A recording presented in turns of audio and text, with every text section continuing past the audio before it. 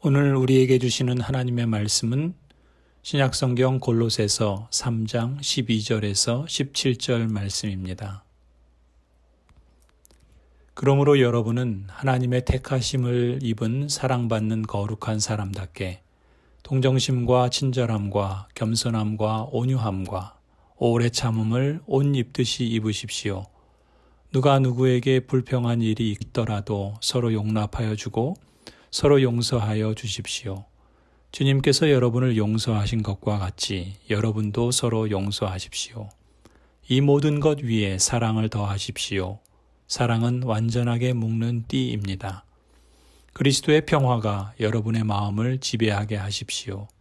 이 평화를 누리도록 여러분은 부르심을 받아 한 몸이 되었습니다. 또 여러분은 감사하는 사람이 되십시오. 그리스도의 말씀이 여러분 가운데 풍성히 살아있게 하십시오. 온갖 지혜로 서로 가르치고 권면하십시오. 감사한 마음으로 시와 찬미와 신령한 노래로 여러분의 하나님께 마음을 다하여 찬양하십시오. 그리고 말이든 행동이든 무엇을 하든지 모든 것을 주 예수의 이름으로 하고 그분에게서 힘을 얻어서 하나님 아버지께 감사를 드리십시오. 아멘. 고향제일교회 하늘가족 여러분, 그리스도의 은혜로 말미암는 평강이 여러분과 가정과 생업 위에 함께하기를 축원합니다. 오늘은 사순절 세 번째 주일입니다. 그리고 코로나 바이러스로 가정 예배를 드리는 것도 어느덧 세 번째가 되었습니다.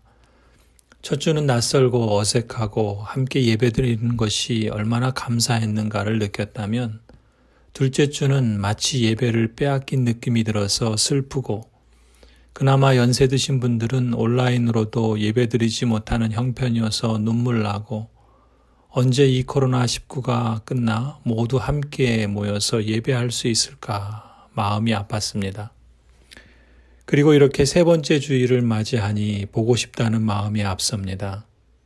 여러분 모두가 보고 싶고 예배도 같이 보고 싶고 일상에서 회복된 날들을 빨리 보고 싶습니다.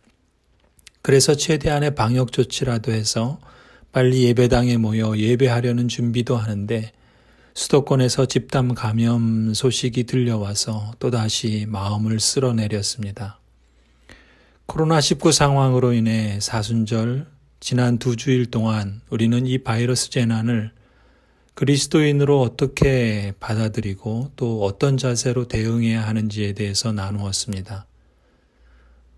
오늘은 코로나19로 인해 드러난 교회와 우리 그리스도인들의 과제를 점검하고 이를 통해 앞으로 우리 교회가 어떻게 교회다운 교회를 세워가야 할지를 함께 고민하고 실천해 나갔으면 합니다. 오늘 골로새서 3장 15절을 보시면 하나님께서 우리를 교회로 부르신 목적에 대해 잘 설명해 주십니다. 그리스도의 평화가 여러분의 마음을 지배하게 하십시오. 이 평화를 누리도록 여러분은 부르심을 받아 한 몸이 되었습니다. 여러분이 무엇을 위하여 한 몸으로 부르심을 받았다고 하십니까? 이 평화를 누리도록, 즉 그리스도의 평강을 누리도록 부름받았습니다. 그래서 무엇이 너희 마음을 지배하게 하라 하십니까? 그리스도의 평강이 지배하게 하라 말씀합니다. 이 평강을 누리도록 한 몸으로 부르심을 받았다. 그리스도의 평강이 여러분의 마음을 지배하게 하라. 평강. 이것이 교회의 본질적인 사명이요, 교회 생활에서 누리고 추구해야 할 핵심 목적입니다. 이처럼 평강이 교회가 누리고 추구해야 할 핵심 목적이라고 한다면 평강은 또한 우리 스스로를 성찰하는 기준도 됩니다. 말하자면 우리 교회가 교회다운 모습과 존재 목적을 잘 이루어가고 있는가 점검하려면 우리 교회가 평강을 누리고 확대하고 있다면 교회답게 잘하는 것이요, 그렇지 않다면 본래의 목적에 부합하도록 우리 마음과 실천을 새롭게 할 필요가 있는 것이죠. 우리 교회의 핵심 목적이 평강을 누리고 확대하는 것이라고 한다면 구체적으로 어떻게 하면 평강을 누리고 확대할 수 있는지를 살펴보는 게 유익하리라 봅니다. 우선 평강이란 말의 정의를 되짚어 볼 필요가 있겠습니다. 성경에서 평강이란 히브리 말로 샬롬이라고도 하지요. 평강이란 바르고 조화로운 관계 속에서 기쁨을 누리는 상태를 말합니다. 저를 따라해 주시겠습니까? 평강이란 바르고 조화로운 관계 속에서 기쁨을 누리는 상태. 이러한 관계에는 위로는 하나님과의 관계, 옆으로는 영적, 혈연적 가족과의 관계, 밖으로는 이웃, 자연 환경과의 관계를 포함합니다.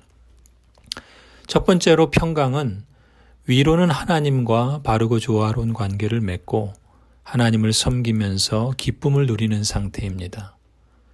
그리스도의 평강이 우리를 지배하려면 무엇보다 위로 하나님과 바르고 조화로운 관계에 있어야 합니다. 하나님과 바르고 조화로운 관계의 모습을 오늘 본문 16절, 17절은 이렇게 표현합니다. 16절에 그리스도의 말씀이 여러분 가운데 풍성히 살아있게 하십시오. 감사한 마음으로 시와 찬미와 신령한 노래로 하나님께 마음을 다하여 찬양하십시오. 또 17절 보시면 말이든 행동이든 무엇을 하든지 모든 것을 주 예수의 이름으로 하고 그분에게서 힘을 얻어서 하나님 아버지께 감사를 드리십시오 말씀합니다. 첫사람 아담과 하와가 하나님과 누렸던 관계가 깨진 원인은 바로 말씀에 대한 곡해와 불순종에서 비롯됩니다. 그들이 먹지 말라는 선악과 말씀을 왜곡해서 받아들이고 결국 불순종함으로 따먹게 되면서 하나님의 얼굴을 피하여 숨게 됩니다. 이러한 죄로 인해 하나님과의 관계는 깨지고 더 이상 평강을 누리지 못하고 오히려 저주 아래 빠집니다. 코로나 바이러스로 드러난 신천지 사이비 집단의 실체가 그렇습니다. 그들은 복음서의 비유와 요한계시록을 왜곡 해석합니다.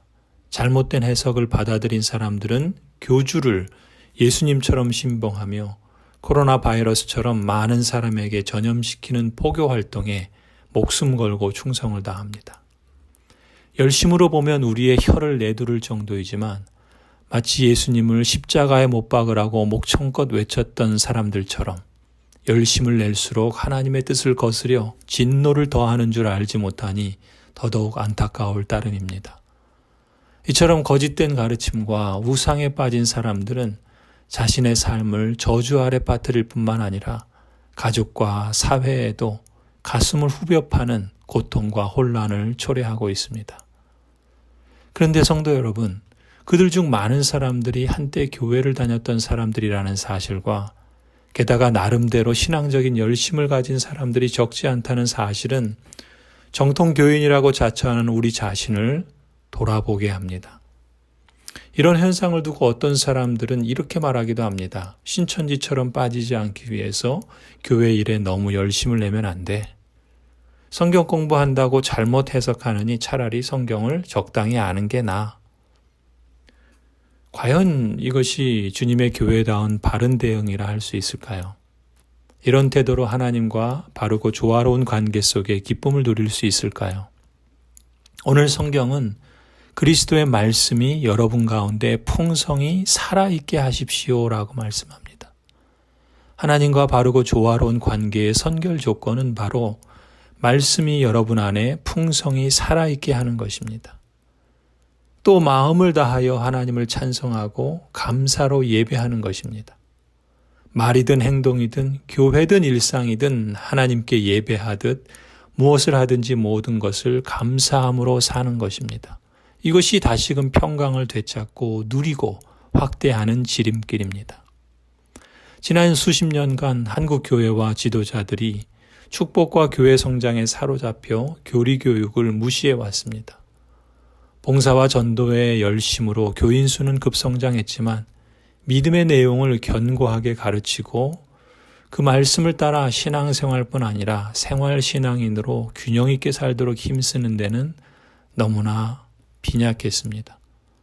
그래서 세속화와 사이비화라는 극단적인 현상이 심화되고 있습니다. 한쪽에선 교회를 떠나 무신론이나 다른 신앙을 찾는 현상, 다음 세대의 경우 어렸을 때는 부모를 따라 교회를 나왔으나 중학교, 고등학교를 졸업하면서 조용히 교회를 떠나는 사일런트 엑소더스 현상. 신앙은 버리지 않았지만 교회에 안 나가는 세속화의 현상이 가속되었습니다. 또 다른 극단으로는 신천지나 구원파 같이 교회보다 더 열정적인 집회를 찾고 더 관심 써주고 더 필요를 채워주는 듯한 사람을 맹신하고 더 기발한 말씀이 있는 것 같은 사이비 이단 집단으로 빠지는 현상이 증가했습니다. 그렇다면 이처럼 그릇된 두 극단에 빠지지 않는 사람들은 괜찮다고 자신할 수 있을까요? 교회에 출석하며 신앙생활을 하는 우리들은 과연 그리스도의 말씀이 풍성히 살아있도록 말씀을 배우고 묵상하고 살아내는 데 우선순위를 두고 있습니까?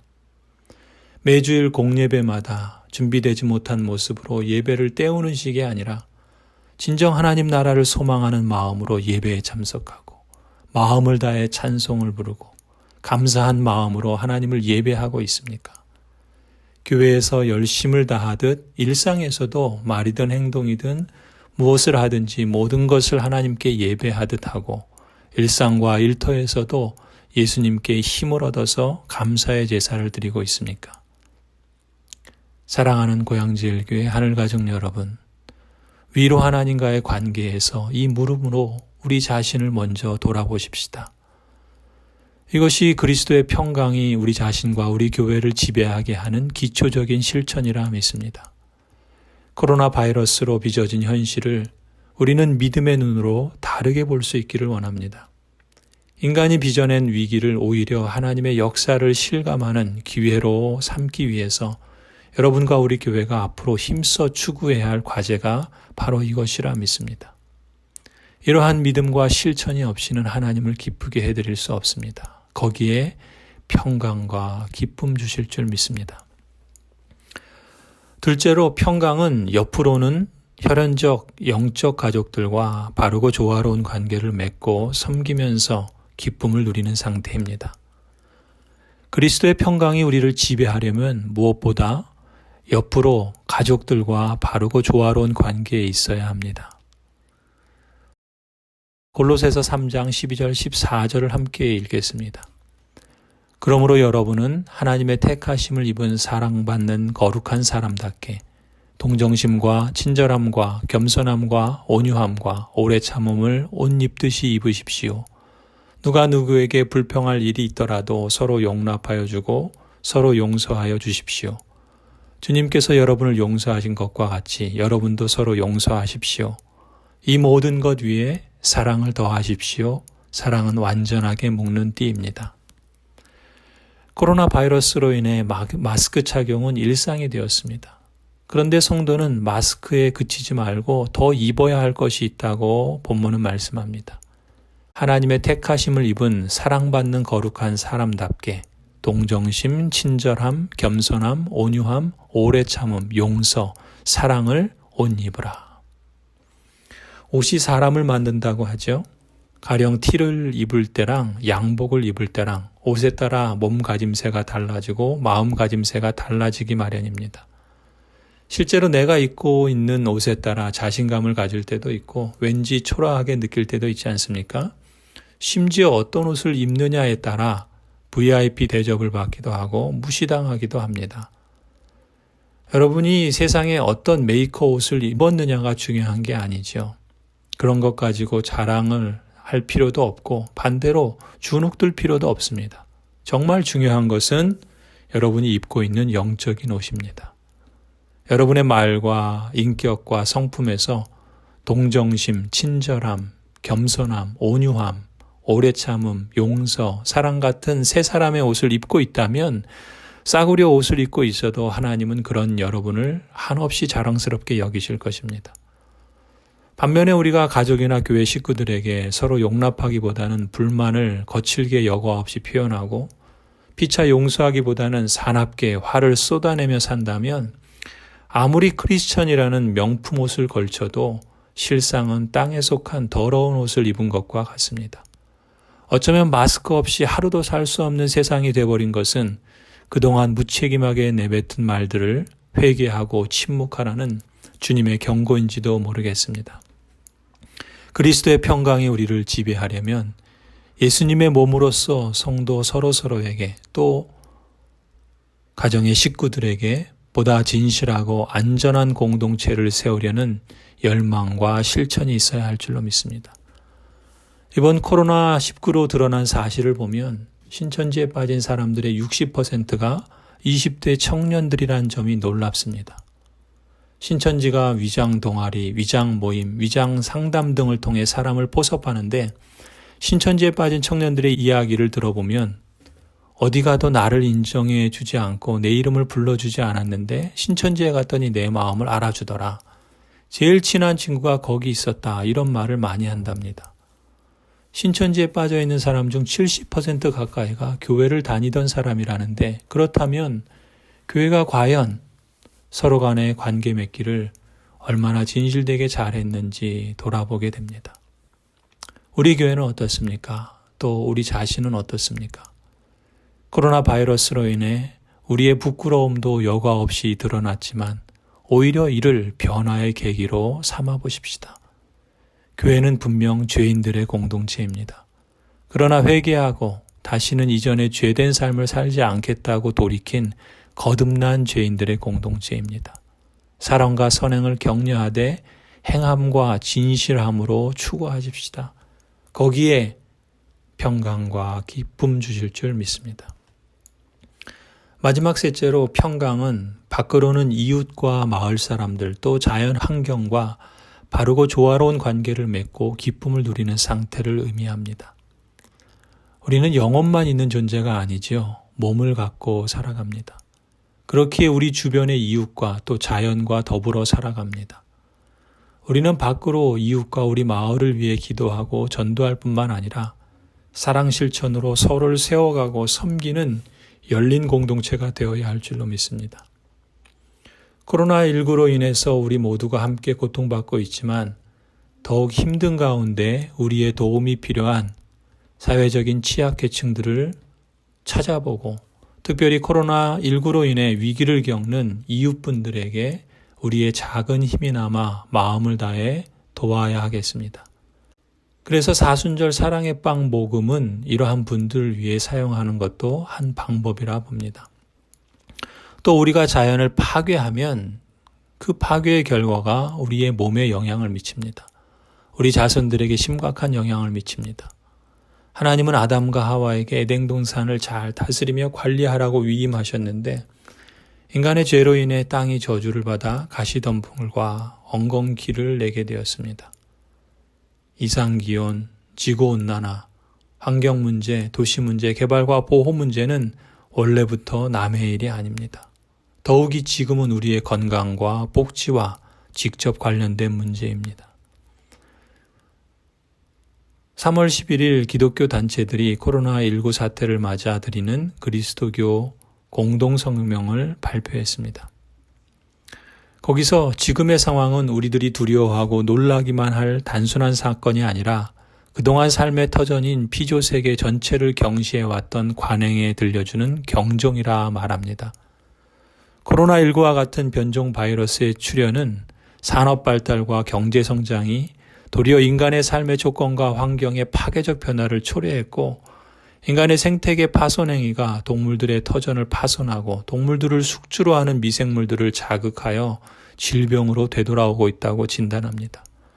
그러므로 신종 코로나19 바이러스 감염 사태는 이제라도 인간의 건강이 동물뿐 아니라 생태계 전체의 건강과 긴밀히 연결되어 있다는 사실을 속히 받아들일 뿐만 아니라 생태계를 파괴해가며 성장과 발전을 이루려고 했던 현대 문명을 향해 지금이라도 생명, 생태적 삶으로 전환하라는 경고임을 강조합니다. 그렇습니다. 지금은 필환경 시대입니다.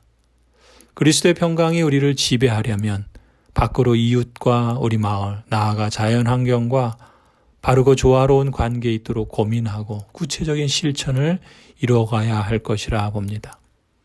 사랑하는 성도 여러분, 우리 교회의 비전 선언문처럼 우리 교회가 추구하려는 핵심 목적은 이 땅의 온전한 평강을 확대하며 하나님의 나라를 이루어가는 것입니다. 무엇보다 그리스도의 평강이 우리 교회와 우리 가정들의 마음을 지배하게 되기를 소원합니다. 그래서 우리 교회가 마을교회로서 위로는 하나님과의 관계에서뿐만 아니라 가족과 성도 간에 또 이웃과 마을과 자연환경과의 관계에서 올바르고 조화로운 관계를 맺고 기쁨을 찾고 누리는 교회, 그 역할과 사명을 다하며 나누는 교회가 되기를 주님의 이름으로 간절히 축원합니다. 아멘.